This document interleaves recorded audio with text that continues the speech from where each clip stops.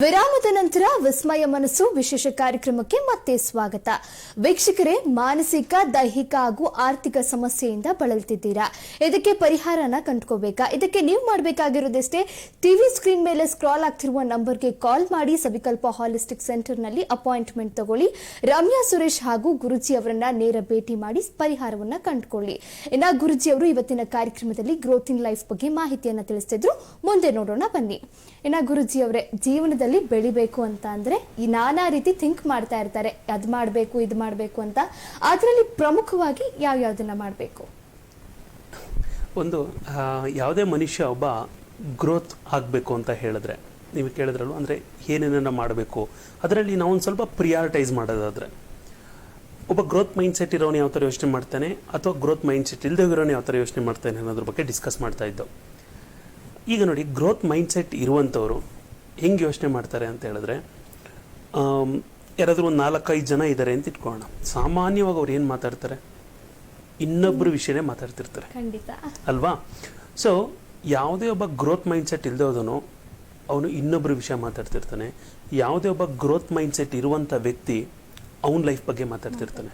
ಹಾಗಾಗಿ ಒಂದು beautiful statement ಇದೆ, successful always think about ideas, unsuccessful talk about people ಅಂತ. ಸೊ ಯಾವಾಗಲೂ ಸಕ್ಸಸ್ಫುಲ್ ಆಗಬೇಕು ಅಂತ ಹೇಳಿದ್ರೆ they should speak about them selves. So ನಾನು ಏನು ಮಾಡಬೇಕು, ನನ್ನ ಲೈಫಲ್ಲಿ ಏನು ಮಾಡಬೇಕು, ನಿನ್ನ ಲೈಫಲ್ಲಿ ಏನು ಮಾಡಬೇಕು ಅಂತೇಳಿ ಕೂತ್ಕೊಂಡು ಡಿಸ್ಕಸ್ ಮಾಡಬೇಕಲ್ಲ. ಇಬ್ಬರು ಲೈಫ್ಗೂ ಏನಾದರೂ ಆಗಿಲ್ಲ ಅಂದರೆ ದೇಶಕ್ಕೆ ಏನು ಮಾಡಬೇಕು ಅಂತೇಳಿ ಡಿಸ್ಕಸ್ ಮಾಡಬೇಕು. ಇವು ಮೂರನ್ನು ಬಿಟ್ಬಿಟ್ಟು ಇನ್ ಕೇಸ್ ಏನಾದರೂ ಬೇರೆಯವ್ರ ವಿಷಯ ಮಾತಾಡ್ಕೊಂಡಿದ್ರೆ ಅದು ಆ ಕ್ಷಣಕ್ಕೊಂದು ಇಂಟೆಲೆಕ್ಚುಯಲ್ ಎಂಟರ್ಟೈನ್ಮೆಂಟ್ ಆಗ್ಬೋದು ಅಷ್ಟೇನೆ, ಆ ಕ್ಷಣಕ್ಕೆ. ಆದರೆ over A period of time ಅದನ್ನು ಅವ್ರು ಅಬ್ಸರ್ವ್ ಮಾಡ್ಕೊಂಡು ವಾಪಸ್ ಬ್ಯಾಕ್ ಏನಾದ್ರು ನೋಡಿದರೆ ಡೆಫಿನೆಟ್ಲಿ ಅದು ಅವರು ಗ್ರೋತ್ಗಂತೂ ಖಂಡಿತ ಸಹಾಯ ಮಾಡೋದಿಲ್ಲ. ಈಗ ಸಾಮಾನ್ಯವಾಗಿ ಬೇರೆಯವ್ರ ಬಗ್ಗೆ ಮಾತಾಡ್ತಾರೆ ಅಂತಬಿಟ್ಟು ಹೇಳಿದೆ ಅಲ್ಲ, ನನಗೆ ಒಬ್ಬರು ಪರ್ಸನ್ ಒಂದು ಬುಕ್ನ ಪ್ರೆಸೆಂಟ್ ಮಾಡಿದರು. ಅದರೊಳಗಡೆ ನನಗೆ ಒನ್ ಆಫ್ ದಿ ಸ್ಟೇಟ್ಮೆಂಟ್ ನನಗೆ ತುಂಬ ಇಷ್ಟ ಆಯಿತು. ಯಾವುದೇ ಒಬ್ಬ ವ್ಯಕ್ತಿ ನಮ್ಮ ಹತ್ರ ಬಂದು ಏನಾದರೂ ಒಂದು ವಿಷಯನ ಹೇಳಬೇಕಂತ ಹೇಳಿದ್ರೆ, you will have to go with a funnel process ಅಂತ. ಅಂದರೆ ಫಸ್ಟ್ ಯಾರಾದರೂ ನಮ್ಮ ಹತ್ರ ಬಂದು ಹೇಳಿದಾಗ ಅವರ ಹಾಳಾಗಬಾರ್ದು ಅಂತ ಹೇಳಿದ್ರೆ ನಾವು ನೆಗೆಟಿವ್ ಆಗಿ ಮಾತಾಡಬಾರ್ದು. ಆ ವ್ಯಕ್ತಿ ಏನಾದ್ರು ಬಂದು ಕೇಳ್ತಾರೆ ಅಂತ ಇಟ್ಕೊಳ್ಳೋಣ. ಸೊ ಈಗ ನಿಮ್ಮ ಫ್ರೆಂಡೇನೆ ಒಬ್ಬ ಬಂದ್ಬಿಟ್ಟು ಹೇಳಿದ್ರು, ಓಯ್ ನಿನ್ಗೆ ನಾವು ವಿಷಯ ಹೇಳ್ಬೇಕು ಗೊತ್ತಾ ಅಂತ. ಹಂಗೆ ಹೇಳಿದ ತಕ್ಷಣ ವಾ ಏನದು ಅಂತ ಹೇಳ್ಬಿಟ್ಟು ನಾವು ಕೇಳಕ್ಕೆ ಸ್ಟಾರ್ಟ್ ಮಾಡ್ತೀವಿ, ಕ್ಯೂರಿಯಾಸಿಟಿ ಸ್ಟಾರ್ಟ್ ಮಾಡ್ಬಿಡ್ತೀವಿ. ಬಟ್ ಇನ್ಸ್ಟೆಡ್ ಆಫ್ ದಟ್ ಅವನ ಬಗ್ಗೆ ನಾನು ಹೇಳಬೇಕು ಅಂತ ಹೇಳ್ಬಿಟ್ಟು ಹೇಳ್ತಾನೆ ಅಂತ ಇಟ್ಕೊಳ್ಳೋಣ. ಆವಾಗ ಮೊದಲನೇದಾಗಿ ಮಾಡಬೇಕಾಗಿರೋ ಕ್ವಶನ್ ಏನಂತ ಹೇಳಿದ್ರೆ, ನೀನು ನನಗೆ ಅವನ ಬಗ್ಗೆ ಹೇಳಬೇಕಾಗಿರೋ ವಿಷಯ ಒಳ್ಳೇದಾ ಕೆಟ್ಟದಾ ಅಂತ. ಈ ಫಿಲ್ಟ್ರೇಷನ್ ಅಂದರೆ ಈ ಫನಲ್ ಪ್ರಾಸೆಸ್. ಫನಲಲ್ಲಿ ಏನು ಹೇಳಿ ಲೈಕ್ ಫಿಲ್ಟರ್ ಆಗುತ್ತೆ, ಅಂದರೆ ಸ್ವಲ್ಪ ಸ್ಲೋ ಆಗಿ ಬರುತ್ತೆ. ಇಂಪಾರ್ಟೆಂಟ್ ಆಗಿರೋದು ಮಾತ್ರ ಕೆಳಗಡೆ ಬರಬೇಕಾ ಫಿಲ್ಟ್ರೇಷನ್ ಅದು. ಸೊ ಫನಲ್ ಫಿಲ್ಟ್ರೇಷನ್ ಪ್ರಾಸೆಸ್ಸಲ್ಲಿ ಓಕೆ ಅವನು ಹೇಳ್ದ ಇದು ಕೆಟ್ಟದ್ದು ಅಂತೇಳಿ, ಮತ್ತೆ ನನಗೆ ಹೇಳ್ಬೇಡಪ್ಪ, ಕೆಟ್ಟ ವಿಷಯಗಳಾಗಿದ್ದರೆ ಹತ್ರಕ್ಕೆ ತರಬೇಡ, ಆಯ್ತು ಇನ್ನೂ ಒಂದು ಚಾನ್ಸ್ ಕೊಡ್ತೀನಿ ನಾನು ನಿನಗೆ. ಇನ್ ಕೇಸ್ ಕೆಟ್ಟದಲ್ವಾ ಅದು, ಇದು ಸುಳ್ಳ ಅಥವಾ ನಿಜನಾ ಅಂತ ವೆರಿಫೈ ಮಾಡಿಲ್ಲ, ನನಗೆ ಗೊತ್ತಿಲ್ಲ ಅದ್ರ ಬಗ್ಗೆ. ಮತ್ತೆ ನನ್ನ ಹತ್ರ ಏನು ಕೇಳ್ತಾ ಇದೆಯಾ, ಓಕೆ ಇನ್ನೂ ಒಂದು ಚಾನ್ಸ್ ಕೊಡ್ತೀನಿ, 3ನೇ ಫಿಲ್ಟ್ರೇಷನ್ ಪ್ರಾಸೆಸ್. ಇದನ್ನ ಹೇಳೋದ್ರಿಂದ ನಿನ್ನ ಲೈಫ್ಗಾಗಲಿ ನನ್ನ ಲೈಫ್ಗಾಗಲಿ ಅಥವಾ ಅವನಿಗಾಗಲಿ ಏನಾದ್ರು ಹೆಲ್ಪ್ ಮಾಡೋಕ್ಕಾಗತ್ತಾ? ಇಲ್ಲ. ಮತ್ತು ಈ 3 ಮ್ಯಾಚ್ ಆಗಿಲ್ಲ ಅಂತ ಹೇಳಿದ್ರೆ ನಾನು ಏನಕ್ಕೆ ನಿನ್ನ ಮಾತನ್ನು ಅದನ್ನು ಕೇಳಬೇಕು ಅಂತ ಹೇಳಿ. ಹಾಗಾಗಿ ನಾವು ಯಾವಾಗಲೂ ಜನಗಳ ಬಗ್ಗೆ ಮಾತಾಡ್ತಿರ್ತೀವ ಅಥವಾ ನಮ್ಮ ಲೈಫ್ ಬಗ್ಗೆ, ಐಡಿಯಾಗಳ ಬಗ್ಗೆ, ಗ್ರೋತ್ ಬಗ್ಗೆ ಮಾತಾಡ್ತಿರ್ತೀವ ಅನ್ನೋಂಥದ್ದು ಇಂಪಾರ್ಟೆಂಟ್ ಆಗಿರುತ್ತೆ. ಗ್ರೋತ್ ಮೈಂಡ್ ಸೆಟ್ ಆಗಿದ್ರೆ ಐಡಿಯಾಗಳ ಬಗ್ಗೆ ಮಾತಾಡ್ತೀವಿ, ಗ್ರೋತ್ ಮೈಂಡ್ ಸೆಟ್ ಅಲ್ಲ ಅಂತ ಹೇಳಿದ್ರೆ ಜನಗಳ ಬಗ್ಗೆ ಮಾತಾಡ್ತೀವಿ. ಗುರುಜಿ, ಜೀವನದಲ್ಲಿ ಗ್ರೋತ್ ಆಗಬೇಕು ಅನ್ನೋರ ಆಟಿಟ್ಯೂಡ್ ಯಾವ ರೀತಿ ಇರುತ್ತೆ? ಒಂದು ನನಗೆ ತುಂಬ ಇಷ್ಟವಾದಂಥ ಒಂದು ಸ್ಟೇಟ್ಮೆಂಟು, ಇದನ್ನು ತುಂಬ ಹಿಂದೆ ಓದಿದ್ದು. ಒಬ್ಬ ಶಕ್ತಿಶಾಲಿಗೆ ಅವನ ದೇಹದಲ್ಲಿ ಶಕ್ತಿ ಇರೋರು ಮಾತ್ರ ಗೆಲುವಿರುತ್ತೆ, ಅದೇ ಒಬ್ಬ ಬುದ್ಧಿಶಾಲಿಗೆ ಜೀವಮಾನ ಪರ್ಯಂತ ಗೆಲುವಿರುತ್ತೆ. ಹಾಗಾಗಿ ಯಾವ ವ್ಯಕ್ತಿ ಕಂಟಿನ್ಯೂಸ್ ಆಗಿ ಕಲಿತಾ ಹೋಗ್ತಾನೆ, ಮೊದಲನೇದು ಹೇಳಿದೆ ನಾನು ನಿಮಗೆ ಲೀಡರ್ಸ್ ಆರ್ ರೀಡರ್ಸ್ ಅಂತೇಳಿ, ಬಟ್ ಇದೇನಂತ ಹೇಳಿದ್ರೆ ಕಲಿಯುವಂಥದ್ದು. ಈಗ ಎಲ್ಲರೂ ಏನು ಅನ್ಕೊಳ್ತಾರೆ, ಅವ್ರ ಎಜುಕೇಷನ್ ಮುಗಿದ ತಕ್ಷಣ ಅಲ್ಲಿಗೆ ಸ್ಟಾಪ್ ಅವ್ರ ಎಜುಕೇಷನ್ ಅಂತ. ಬಟ್ ಆ್ಯಕ್ಚುಲಿ ಇನ್ಫ್ಯಾಕ್ಟ್ ಏನಂತ ಹೇಳಿದ್ರೆ ಅಲ್ಲಿಂದ ಸ್ಟಾರ್ಟ್ ಆಗುತ್ತದು. ಅಲ್ಲಿ ಯಾವ ವ್ಯಕ್ತಿ ಅವನ ಲರ್ನಿಂಗ್ಸ್ಗಳನ್ನು ಅಲ್ಲಲ್ಲೇ ನಿಲ್ಲಿಸ್ಬಿಡ್ತಾನೆ, ಅಂದರೆ ನಂದು ಇವತ್ತು ಮುಗಿತಪ್ಪ, ನಂದು ಇದಿಷ್ಟೇನೆ, ಇದು ಇನ್ನು ಮುಂದೆ ನಾನು ಇನ್ನೇನು ಓದೋಂಗಿಲ್ಲ ಅಂತ ಹೇಳ್ಬಿಟ್ಟು ಅಂದ್ಕೊಳ್ತಾನೆ, ಅವನು ಗ್ರೋತ್ ಆಗ್ಲಿಕ್ಕಾಗೋದಿಲ್ಲ ಅಲ್ವಾ? ಸೊ ಯಾವ ವ್ಯಕ್ತಿ ಲರ್ನಿಂಗ್ ಮೇಲೆ ಅವನ ಟೈಮನ್ನು ಇನ್ವೆಸ್ಟ್ ಮಾಡಲ್ಲ, ಲರ್ನಿಂಗ್ ಮೇಲೆ ಅವನ ದುಡ್ಡನ್ನು ಇನ್ವೆಸ್ಟ್ ಮಾಡೋದಿಲ್ಲ, ಅವನಲ್ಲೇ ನಿಂತೋಗಿರ್ತಾನೆ. ಅಂದರೆ there is one proverb, your business will grow only to the extent you grow ಅಂತ. ನಿಮ್ಮ ಬಿಸ್ನೆಸ್ ಗ್ರೋ ಆಗಬೇಕಂದ್ರೆ ನೀವು ಎಷ್ಟು ಎಕ್ಸ್ಟೆಂಟಲ್ಲಿ ಬುದ್ಧಿಶಕ್ತಿನ ಉಪಯೋಗಿಸ್ತಾ ಇರ್ತೀರಿ ಅಷ್ಟರವರೆಗೆ ಮಾತ್ರ ಗ್ರೋ ಆಗ್ತಾ ಇರುತ್ತೆ ಬಿಸ್ನೆಸ್ ಅಂತ ಹೇಳ್ಬಿಟ್ಟು. ಇಲ್ಲ ಅಂತ ಹೇಳಿದ್ರೆ ಅದು ಡೆಫಿನೆಟ್ಲಿ ಗ್ರೋ ಆಗೋದಕ್ಕೆ ಸಾಧ್ಯನೇ ಇಲ್ಲ.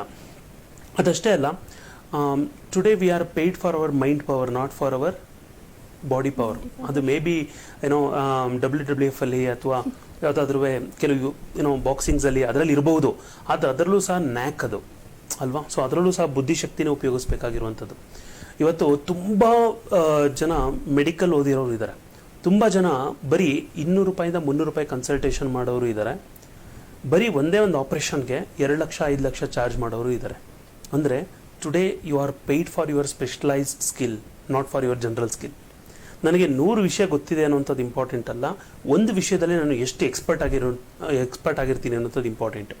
ಹಾಗಾಗಿ ಬ್ರೂಸ್ ಲೀ ಅವರು ಒಂದು ಕಡೆ ಒಂದು ಮಾತು ಹೇಳ್ತಾರೆ, I am not fear of a person who practice 1000 kicks, but I am a fear of a person who practices a single kick 1000 times ಅಂತ. ಸೊ ಅಂದರೆ ಅಷ್ಟು ಪ್ರಮಾಣದಲ್ಲಿ ಅವನು ಮಾಸ್ಟರಿಂಗ್ ಮಾಡ್ಕೊಂಡಿರ್ತಾನೆ ಅಲ್ವಾ.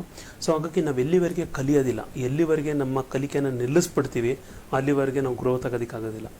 ಯಾವ ವ್ಯಕ್ತಿ ಅವನ ಮೇಲೆ ಅವನು ಇನ್ವೆಸ್ಟ್ ಮಾಡ್ಕೊಳ್ತಾನಲ್ಲ, ಅಂದರೆ ಏನೇನೇ ಕಲಿಬೇಕು ಅಂತ ಹೇಳಿದ್ರು ಅಮೌಂಟನ್ನು ಅವ್ನು ಬಡ್ಜೆಟಿಂಗ್ ಹೆಂಗೆ ಮಾಡ್ತಾನೆ, ನಾನು ರೆಂಟ್ ಇಷ್ಟು ಕಟ್ಟಬೇಕು, ಗಾಡಿಗೆ ಪೆಟ್ರೋಲ್ ಇಷ್ಟು ಹಾಕ್ಸ್ಬೇಕು ಅಂತ ಹೆಂಗೆ ಬಡ್ಜೆಟಿಂಗ್ ಮಾಡ್ತಾನೆ. ಸಿಮಿಲರ್ಲಿ ಅವನೇನಾದರೂ ಅವ್ನ ಬಡ್ಜೆಟ್ನಲ್ಲಿ ನನ್ನ ಸೆಲ್ಫ್ ಲರ್ನಿಂಗಿಗೆ ಇಷ್ಟು ಅಂತೇಳಿ ಅವನೇನಾದ್ರೂ ಆ ಬಡ್ಜೆಟಿಂಗ್ ಮಾಡಿಲ್ಲ ಅಂತ ಹೇಳಿದ್ರೆ ಅವನ ಫಿನಾನ್ಷಿಯಲಿನೂ ಗ್ರೋ ಆಗ್ಲಿಕ್ಕಾಗೋದಿಲ್ಲ ಮತ್ತು ಓವರ್ ಆಲ್ ಲೈಫ್ನಲ್ಲೂ ಗ್ರೋ ಆಗ್ಲಿಕ್ಕಾಗೋದಿಲ್ಲ.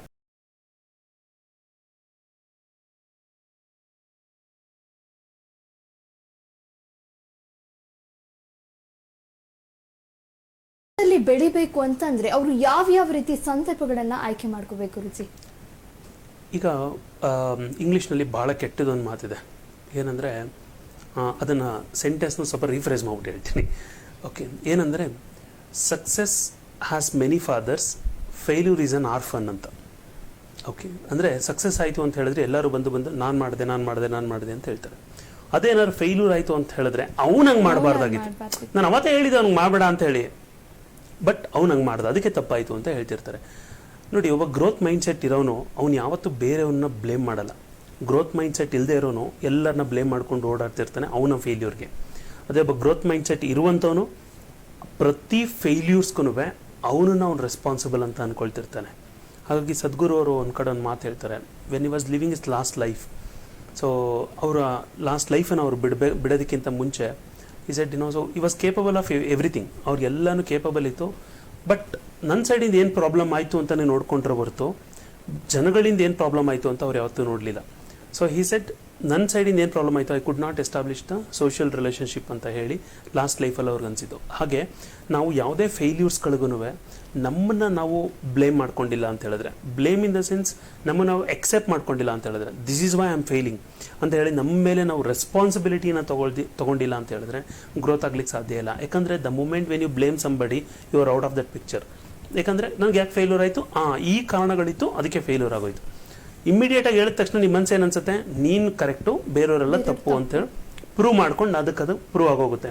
ಹಾಗಾಗಿ ಸಾಮಾನ್ಯವಾಗಿ ನಾನು ಎಲ್ಲರಿಗೂ ಸಜೆಷನ್ ಹೇಳುವಂಥದ್ದು ಏನಂತ ಹೇಳಿದ್ರೆ, ಲೈಫಲ್ಲಿ ನಮ್ಮ ಬಗ್ಗೆ ನಾವು ಏನೇ ತಪ್ಪುಗಳನ್ನು ಮಾಡಿರಲಿ ಅದನ್ನು ನಾವು ಎಕ್ಸೆಪ್ಟ್ ಮಾಡಬೇಕು.